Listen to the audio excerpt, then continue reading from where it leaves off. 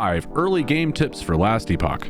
Today we're going to cover 5 easy tips to help you smoothly and quickly progress through Last Epoch's campaign and into the Monolith of Fate on a fresh character and stash at the start of a season. So get your juice boxes ready and let's go. Last Epoch uses mana to control the balance across masteries, resulting in most builds requiring some kind of mana synergy. In short, this means you'll have skills that spend a ton of mana and skills that generate mana. Some common examples of this are Mana Strike plus Shatter Strike, Glacier plus Meteor, and even some passive nodes like Sentinel's Time and Faith or Rogue Sapping Strikes. While many other games offer things like mana potions, here in Lyedecker, it's up to your build and skill combos to stay mana positive.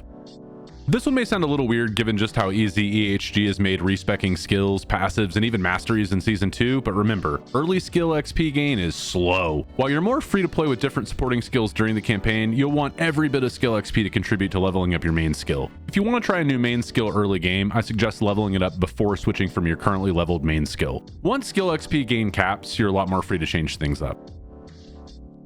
While this advice used to be a bit harder to follow, we've got a ton more tools throughout the campaign in early Monolith to allow us to more readily craft on our leveling gear. I'm not very stingy about common affixes like flat health, resistances, percent increased damage, but I absolutely suggest waiting to use more rare affixes like hybrid health, added skill levels, or other class specific shards. Be sure to chase those little loot lizards down whenever you get a chance. They drop tons of crafting materials, uniques, and idols, which is especially helpful in a fresh season.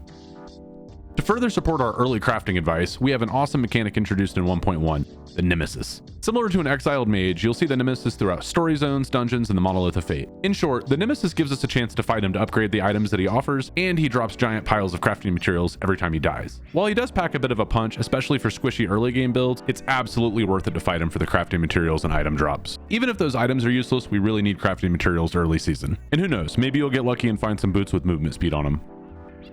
I promise I'll make this one easy. Loot filters are really incredibly stupendously f***ing important in any ARPG, and Last Epoch is no exception. Like in similar games, most gear is trash, and even more trash if it's not something that'll help your build. Thankfully, EHG has given us without a doubt the best loot filter in any game to date. If you're following a build guide, make sure to export the loot filter from LE Tools or Maxroll. If you're using your own build, Maxroll has an awesome loot filter guide that I'll link in the description to get you started. Building a loot filter is easier than it looks, and it prevents you from wasting time on gear you don't want.